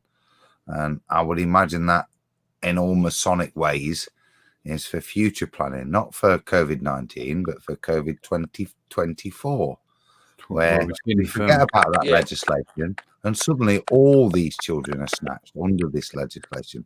That's why it sits there now. I don't think it would dare be enacted now because of the public response. No. But once it's sat there on the statute for a while and been forgotten about, it's there to pull up at their disposal and for use of future problem reaction solution techniques. Yeah. Sorry, my darling. Because as you can see, just the one. Go on, go for it. Hello. You're never going to win with that, are you? You're never going to win as a government with that in motive of subject. So it's never something you want on the statute to be openly there. It's something they want to disappear and be usable. It's something for me that sits there as a media control, a distraction technique, because it's so obscene. That's my worry, that it sits there, and why it resides there still would be more the concern. If it's been enacted under the COVID stuff, that it's still. Yeah. The thing is, as well, I've printed the law off for people, and even when they read it, it's still, because it's written in legalese, it still doesn't make sense, and people don't understand the severity of the laws they're passing now. I fully 100% agree that it's incremental. They're passing it now for later on, but this is where we can't let this stuff slide or let it get forgotten about, because things do get forgotten about. You know, what's happened with Netflix and Prince Andrew and Wayfair Gate and Pizzagate? I mean, I could just go on and 9/11. Does anything get solved? Because I think until we all start realising we've got to solve it and we've got to come together and do it, I think we're bollocksed, you know. And I'm really worried about these laws they're passing for kids, for everyone's kids. You know, I'm surprised there ain't much uproar about that, you know, that they can just take your kids, not tell you where they are. It's ludicrous. Wow. Roxy, just while you're not talking, darling, if you mute up, because there's a bit of feedback on your mic, I'm not sure why, but we're just getting a little bit of like in the background. Yeah, no worries. So this is the Olympics 2012 in London, what Danny was speaking about. And it's all there. You can see it's all there. Roxy, Adam, I'm sure you can see it as well. You've got the beds, you've got the nurses, you've got the children in the beds. Are we supposed to just go, this is just a weird... And what's that big nun thing? What's that? It's just a weird coincidence, everyone. There's nothing to see here. It's just a few beds and nurses and loads of Georges and some witchy looking thing in the middle. Danny, you've raised a brilliant point there, you know. You really have. Or is that Death? Is that Death? Who is that? Death in the middle with it. Yeah. That's the Grim Reaper. It's the Grim Reaper. And then Boris Johnson comes up. What? Johnson wasn't even Prime Minister before this. And this was all the way back in 2012. international propaganda got made legal in 2013 in America, and that was just when they were started talking about all this virus and stuff like that. 2014, that's when it all started surfacing, and all the talk about pandemics. We were going to start seeing surprise outbreaks and this and that. So yeah, it's all part of the illusion. It's pretty much where it's at. Look at all the symbology in there. Roxy, what do you make of what you're seeing on the screen there? Just unmute up, darling, when you speak. Yeah. Yeah, I've seen this early on. Someone sent me this. It is really scary. But I tell you what, I've really been looking into a lot lately as well, is predictive programming. I know we had a brief chat on it. Or was it you? Someone sent me a video with stills from Avatar. You see, it's all there. It's all within the predictive programming, isn't it? Yeah. Yeah, sorry, it went quiet and I don't know what you heard, but yeah, I said to me, it's yeah, the predictive programming. I've been receiving a lot of videos off of members of the public lately as well, for a lot of films and things. In Avatar, there is an awful lot of references to what's going on now that you don't see. That when they freeze shot it and you zoom into the background, there's all people wearing masks, and it's very, very odd. It's very odd. And just quickly going back to the law that you said's been changed, because very early on, when all this talk come about oh, what if they take our children, I looked into the laws then. There has shockingly, that's why I wanted to know what entails in the new law that's been changed, because they have actually always had, the local authority have always had the power under the Health Act, which prior to now couldn't be used because we have to be in a state of emergency to use it. But they have always had the right to detain our children. Roxy. Sorry. Go on. Can I just say, sorry to interrupt you, just a great point. People always say to me, no, the police will never take my kids. But I say, well, they've been doing it for 50 years with the social services. You know, exactly. So to innocent this families is where as well. So there's this new law because they've always been allowed to do it. Yeah. It's just even worse now. You know, it's just it's even more. This is where it's at. How much they are changing, and how much that, you know, what they are using a virus that's got a 99.8% chance of a full recovery, and they are using that as the excuse for all of this. If that isn't enough to wake up the general public, I honestly don't know what is. Yeah, that's and we saw at the start. Sorry, go on, Danny. No, go on, Jim. Go on. I was saying, we saw at the start the Queen came out and done a speech, compared it to World War II, and said children may have to be separated from their families. This was at the very beginning, and they got all excited because everyone bought it at first. They got excited on the fear mongering, and they thought everyone was going to buy it. They started talking about kids being taken away from their families, and that at the very beginning. So then, from me personally, that I knew their motive from the beginning. It is utter crazy, utter craziness. Well, it's like I can't actually remember what I was going to say now, but yeah, it is right. crazy. You're right. There's a lot of people in the chat room that are talking about this and remembering it from 2012. Again, Danny, I just want to say you've raised some amazing points here with this symbology that we're seeing in front of us, the triangles, the Grim Reaper in the middle, and the fact that I'm just looking at this footage as we're watching it, and it's coming back to me. How so dark. It's so dark. When you look at it, it's so dark. Dark and macabre. Very, very, very macabre. How did we not question that at the time and say what relevance I want to know that had to the Olympics? As no, look at all that. Look at all the COVID coming in the air. Look. Yeah, All the COVID to me, coming in. it's got no relevance, but that is how we literally all, you know, I'm guilty of it prior sometimes. We all kind of live in the well, it just goes to show you live in the reality you want to live in, don't you?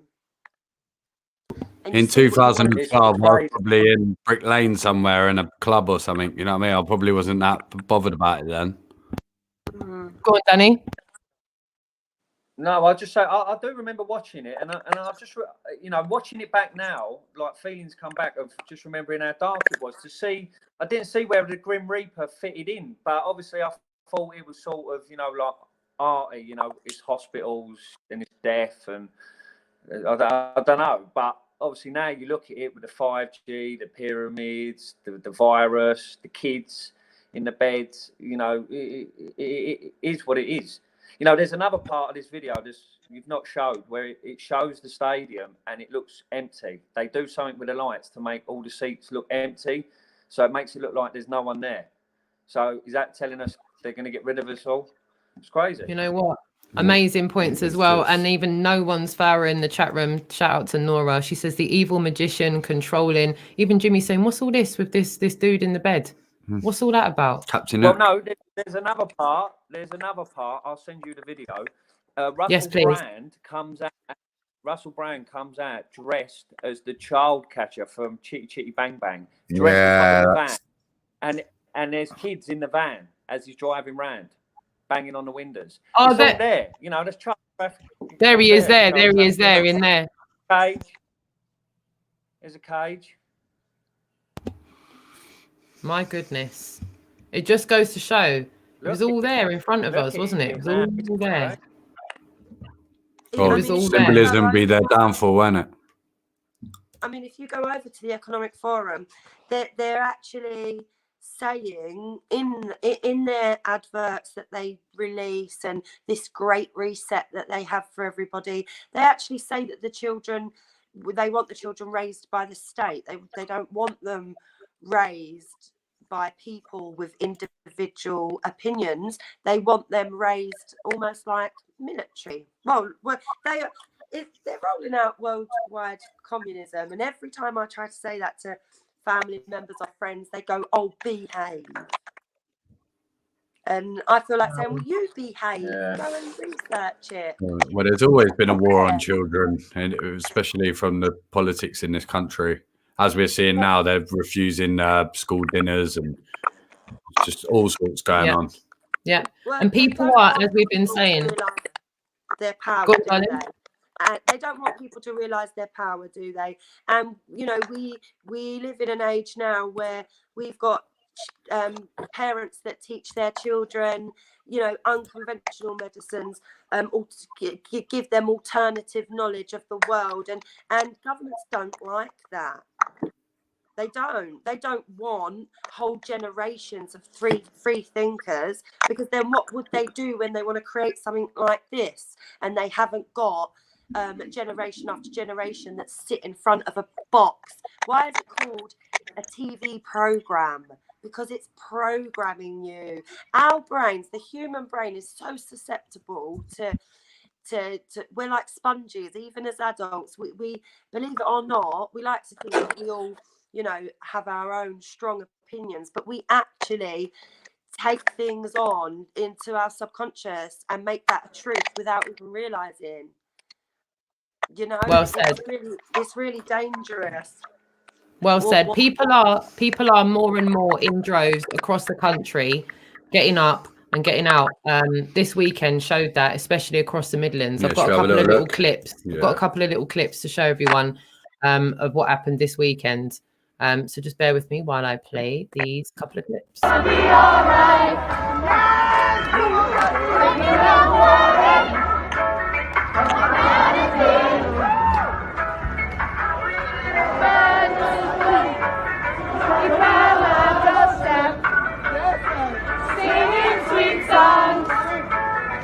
A melody's pure and true. Singing, this is my message to you. Singing, don't worry about a thing, 'cause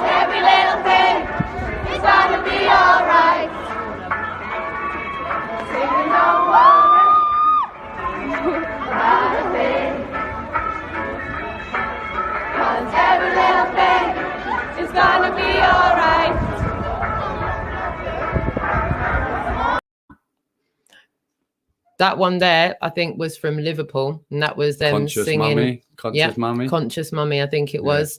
Shout out to all of you that were out in Liverpool and Manchester, across the Midlands as well. In fact, it wasn't just Liverpool and Manchester this weekend. There was a lot of places across the country. So shout out to all of you that were out there in one way, shape, or the other. While we're on Liverpool, should we have a look at our other friend in Liverpool who we got coming on Thursday? Our friend Alex. Yeah, let's have a quick look into that. She's gone to various different testing centres, hasn't she? So have a little look at this. You'll like this. Yeah. I'm gone.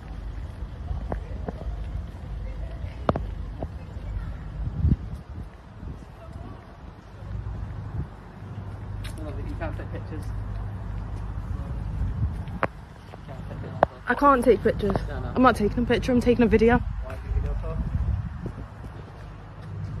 Why can't I take videos? How come? Who says? I don't know. You don't Who says? I'm not filming you, and you've got a mask on, so you can't see your face. Don't worry. I know you're filming. You can't see your face, so don't worry. You've got a mask on. Who says I can't take videos or pictures? Yeah. You walk around, guys. I'm not taking pictures. Don't worry. I'm not taking pictures. Don't worry. And you've got a mask on, so you can't see your face. Don't worry. So there we have the awesome Alex. Sorry, my camera's not started there. The awesome Alex. She's going to be on the show later on in the week. She has gone to various testing centres, COVID testing centres across Liverpool, and it looks like they're a complete ghost town there. There was also, who was it that went to the hospitals? Audrey went to the hospital. She went to the hospital and it was empty. Yeah, Audrey went to the hospital and it was an absolute ghost town. So I'm going to see if I can catch up. Say that again. I haven't seen one hospital full. I've seen more hospitals empty. I've not seen one. Here, Danny. Not even one to contradict it. Not one. And I'm hearing reports all over the country. These testing centres are completely empty, and the ones in Liverpool, which we have seen, have looked, like you said, like a ghost town. And we're hearing reports on the MSM of them being roadblocked. They're getting thousands of tests a day. So if they're not going in the testing centres, where's this data coming from? We already know they've doubled up numbers, double testing people, fiddling the numbers. If they died COVID 28 days before, we've seen how many more things need to come to the table. Crisis actors, TikTok videos in hospitals. There's too many things now to be ignored. Surely, way too many. Surely, like I said, it's like sticking your head in the oven. This is a true story of one of my very, very good friends. At the start of this, he went and got a job in a testing centre. He went and applied, got a job. He was sending me videos daily, completely empty.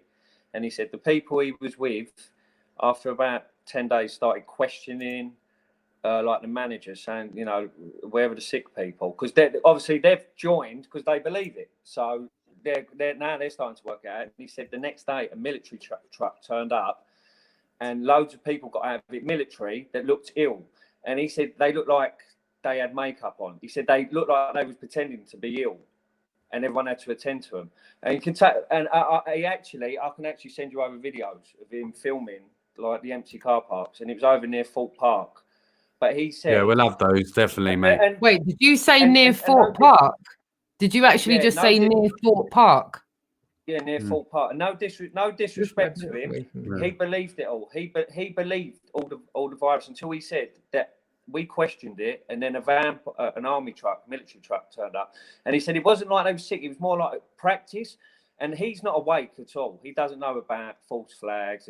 And to me, it just sounded like they questioned it, and then they sort of put a performance on for the people working there to pretend it was real. But he said in about 17 days he was there, he must have tested 3 people. But listen, he's my friend, and there's no way he's qualified to be sticking a cotton bud up someone's nose. I can tell you that now. So how they give him that job anyway is crazy. You know, so yeah, no, that I can verify, and I can get videos as well if I go back on my phone of Fort Park. I'll tell you what, this is the Gaelian dialectic that they're wanting. people to engage in this. So if you look at this, fundamentally, what's it about? It's about the testing, and the testing is apparently something that gives the government oversight to restrict our civil liberties. Tiered. Yeah. What they want us, it's a bit like I keep coming back to flat Earth, but it's a bit like them wanting to argue about whether or not the camera on the moon would work. Yeah. Not, yeah, whether or not it's possible to even go to that place. Yeah. That's the reality. So what we've got here is testing, and they've got us pissing around looking about the number of people in these places. It's kind of irrelevant, because if no one turns up to these tests, then the outcome of the results will be more accurate than if people turn up. Yeah, these tests are a farce. Yeah, and what's not being analysed is the tests themselves, their validity, their purpose, and what they can extrapolate. And fundamentally, to me, what we've seen is whiffle waffle flim flam and government bullshit around these tests that they then use as justification for the imposition of all of what we're suffering right now. And fundamentally, I just want to say, yeah, I did right. So I was supposed to be on I'm Now on Friday. I fell asleep, right? And the two reasons. It was Friday, so me and Marie had a bottle of Prosecco early. But secondly, I was going through the reverse transcriptase polymerized chain reaction testing. I was going through all the detail of that, and it was the NHS stuff. And fundamentally, it's saying at the beginning, this doesn't show you anything. The inference from even a positive test, even if it was validated as a true positive, and it's quite interesting how these things work. Well, I won't bore you too much, but this is what's interesting. Fundamentally, in these tests, okay, what you're trying to do is create lots and lots of coronavirus parts. But the only way in which they can do this is via RT-PCR, which is complicated and boring. But to do it, okay, and to get a positive result, you couldn't just put a bag of protein in and it would work. What you have to do, it's a bit like saying, right, what I want you to build is a car out of Lego. All right. And if you build a car out of Lego, then that's a positive result. Okay. But actually, even though in reality, the test should have all the bits that could be amplified in there, the only bits they put in there are the bits that could build a car. Right. Yeah? So we're in layman's terms, they're creating tests to create results, to create the situation that we're now being governed by. Fundamentally, the test can only build a coronavirus vaccine. It can't build anything else. It's only given the building blocks to build that. It's not given the building blocks within the PCR test to even build an influenza vaccine. Okay, so it's corrupting itself. Now, within that, the NHS guidelines do quite clearly state where it works, where it stops working. What they don't state is where the PCR tests give you a result. And I say there's a multiplication of the proteins in there, and scientifically it's judged at 30, 32, 33. That's the plateau of where you could read a result. Anything after that, you're just multiplying shit that could illuminate, because it's done diafluorescence, these tests. So they attach a little fluorescent marker onto the proteins that build up. So the more it glows, the more coronavirus apparently you've got. That's how they read it, yeah?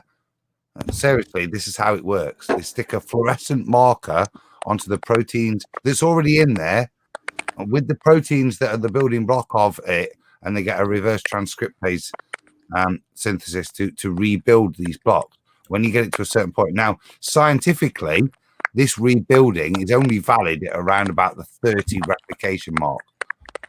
All of our PCR tests are done at the 40 plus. Yeah. So that this is why we're getting these false negatives at such a high rate, because we're amplifying it so much that any result you get from it is of no significance. Now, if you've got a test that gives you a result, positive or negative, that's of no significance, from an epidemiological point of view, you can't then plan. You can't have a tier 1 area where you shut it down, try and slow it down, because the data on which you're shutting it down is false and nonsensical. It's based in a test that doesn't tell you anything. It basically, you're acting on the probability of protein formation. That's actually scientifically, analytically, scientifically is the wrong word, from an analytical point of view of how you're interpreting what's going off in that test, people are acting on the basis of protein reproduction within the test, not. Now, if that was just one sort of test, then you might have an ability to apply that. But as the NHS data says, we apply different types of tests across different pages, and none of them, as they categorically state, are applicable for cross-interpretation. So we have a situation where we've got bullshit tests, multiples of that you can't cross-interpret, and that is dictating policy of how we lose our civil liberties. So basically what you're telling us, Adam, is there's no way of determining whether it's a COVID-19 or coronavirus. No, it's not even that concise. There's no way of telling that actually the amplification of the proteins that they take after they swab the back of your throat with a long stick and they pull it out and they take that and amplify it, that even that is got anything to do with corona, COVID-19 or anything. It's a multiplied amplification of proteins, way beyond the the application of it being fundamentally empirical, having any empiricalness to it, but even indicative in its nature, is amplified so much that all you can say is, why would you do that? It doesn't tell us anything. That's the reality of the testing. Yeah. So I have heard that the creator of this test has stated that it's not for detecting a coronavirus. No. Okay. It's for genetic material. Am I right by that? Yeah. I'll stop getting geeky, but I think fundamentally the thing I would say is if you keep reprocessing, so doing another amplification past 30 odd, where there is any validity to what you may extract protein wise, you will always head to a positive result. That's the reality. So if you do go 35, 36, 40 plus like they're doing, then the reality is all you're guaranteeing is demonstrating that the more you amplify, the more you'll get a positive result. It's a bit like a pregnancy test. If you leave it long enough, the antibodies that pick it up in the first 3 minutes, which will give you a good result, if you leave it long enough and bombard it long enough, eventually that strip will fill in as well. Yeah, because that's the way the biological mechanism works. Yeah, it's bullshittery to justify action, but it's not in any way founded in not only science, but like I say, in any kind of validity in the test itself. It has nothing. Yeah, so they're just really trying to find the problem with these tests. It's like if you look at someone's work and someone's really trying to pick holes in something, they say, right, look at that. So they're really trying to find the smallest thing. And I think for a lot of people in the chat room as well, there's been a lot of people resonating with what's but being do said we here. even trust them? Do they do this testing? Go on, Danny.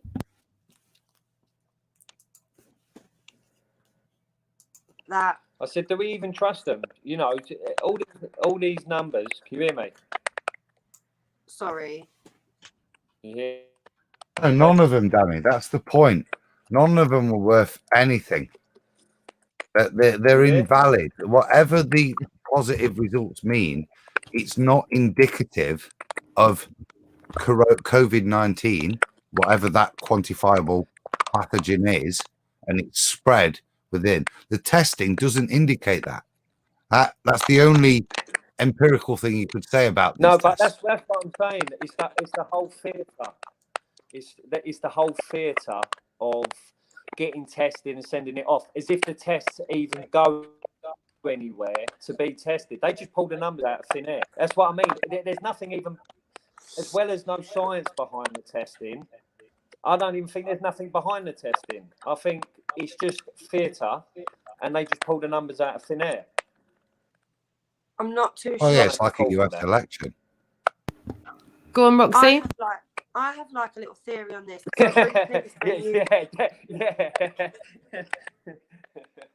So sorry, when you brought up that video, I'm really delayed here. I'm really delayed. I know, darling, we're getting massively grabbled. I'm so sorry. I've just apologized to the chat room as well, just to let them know that we've got some major lags going on. I'm so sorry. It looks like where there's a will, there's a way with them kind of grabbling the stream. They'll find one way to mess it up. They thought we got five tasty characters here. We need to try and interrupt their conversation. Do you know what I mean? So, Danny, yeah, I apologize for any delays there, my sweetheart. And Roxy, we're getting some insane feedback from your mic as well.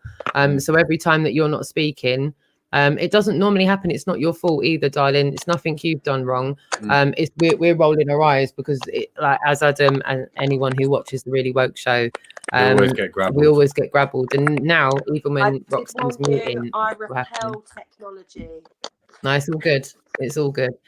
Yes, Luke. Yes, we are dealing with iPhones. Yes, Martin, we're dealing with gremlins in the system.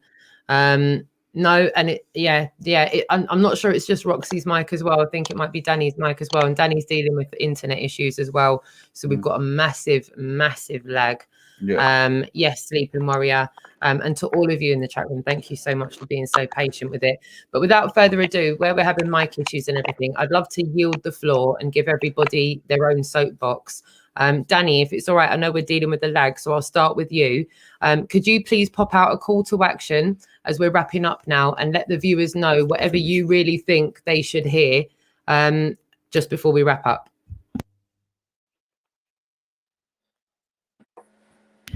If Danny's still there. This is how much I think we're dealing with grabbling. Yep. If you're still there, darling, can you hear me?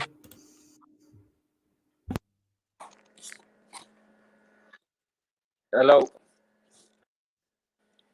If you can hear me, we're getting we're getting lagged. Right. So if Danny comes back, that's great. Roxy, my darling, I'm going to share the link for the Freedom Hub. I'm going to share the link for Stand Up Essex on Instagram as well. I'd love you to get on your soapbox now and let everybody know who's listening and watching what you really think people should be paying attention to and people should be doing right now. Your final thought for this evening, my darling. Thank you. Basically, just, do what sits right with you, and look at the facts that we've actually got and that we know. It's 99.8% chance of a full recovery. Sit down and ask yourself, are the restrictions and the measures being taken by our government, are they proportionate to the risk?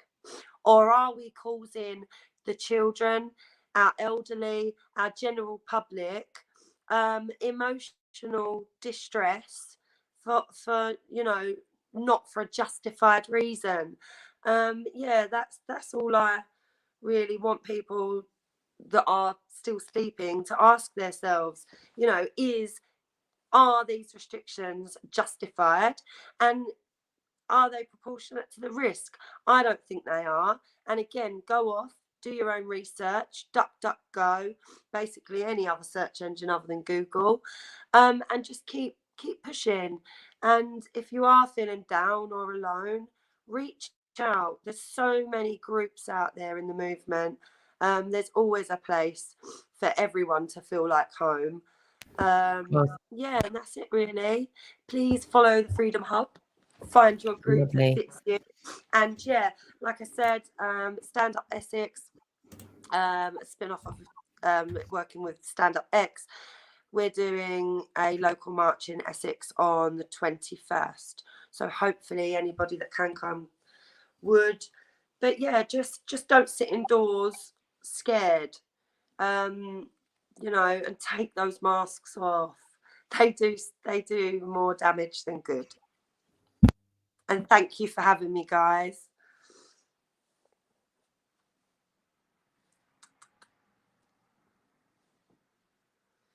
I can't hear anything. Oh.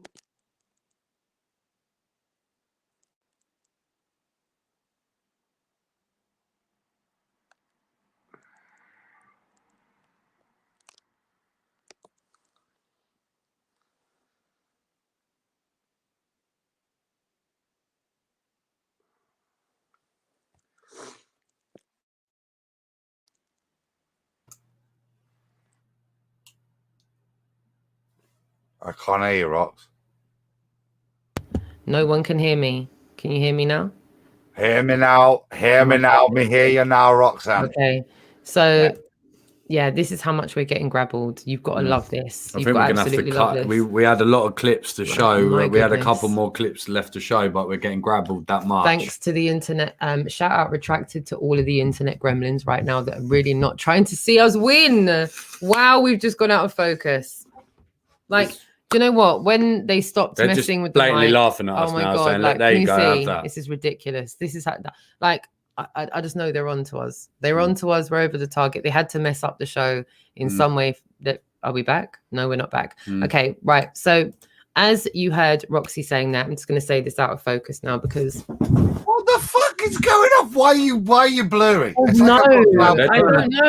don't know. We've obviously tickled them a little bit. My goodness. So now, yes, shout out to the chat room. I wasn't muted. I had to mute and unmute the mic, guys. You literally everyone's going, you muted, but we weren't. So I had to mute and unmute. No, you weren't. That's why I didn't know what was going off, because I looked at it. If you look at ROXI now, look, the mute signs up. No. There wasn't that on mute before. That's why. You can lull. Everyone, it's just as well this is smudged because Roxanne is starting to get frustrated at the amount of grabbling. You can lull all you want, Sleeping Warrior. But I swear down, Jimmy just saw me press this button twice. I just had to mute it and unmute it because we weren't on mute. We literally weren't. Manual focus is a thing. So as you heard Roxy say, these places are an amazing place for you to connect with people and to find out information about things that are going on all across the country. The Freedom Hub and thanks for stating out the blatantly obvious, chat room. You're absolutely amazing. If it wasn't for the helpful advice for people such as yourself in the chat room, I would clearly fall on my backside. So thanks for now you know she's got the ump. This is what happens when you try and then just hit a brick wall, but it's all good. As I said, please, I know the gremlins now. The devil's going through my dog right now my dog's on it. Please subscribe to Stand Up Essex. Please subscribe to the Freedom Hub. Make sure you get the information in the chat room and the description below. Roxy, my darling, you've been amazing. I'm so sorry I can't even be in focus for the end of this show. You're an absolute darling. And now I need you to unmute. Go for it. I just wanted to say thank you so much for having me.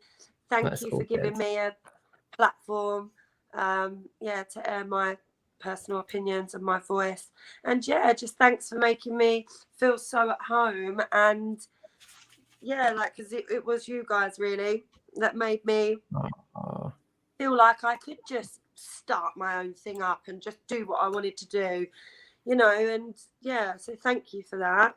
I think it's great that you guys do.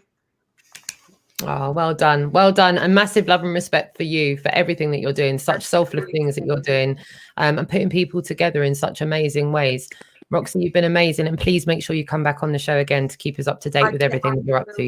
Let us know how your march goes, and we'll try and get down there. We won't say we will be, but we might be. You never know. The Really Woke show may be there. We can't say too much, but counsellor that tags me in the mind posts. Oh yes. See it there. You're on the map, babe. You're on the map. And Adam, my darling, thank you so much for joining us and giving us your words of wisdom as always. Again, I'm sorry I'm out of focus for the end of the show. There's nothing I can do about it. It's really weird, Rox, looking at you like. I just want to say one thing. It'll be a long thing, you know me. Roxy mentioned it in terms of, and I've covered it in terms of those diagnostic tests at the end. But all of what's going off We have a 99% chance of surviving if we were unlucky enough to get whatever it is. I think a little bit like the US election, when the recount comes in over the next year, the full analysis, maybe those numbers may just drop just a smidge more. Do you know what I mean? But on a positive note, and I think as a not an election prediction, but a infection prediction, I'd like to thank COVID, because I've got a funny feeling that due to COVID this year, influenza is no longer going to be a killer of elderly people.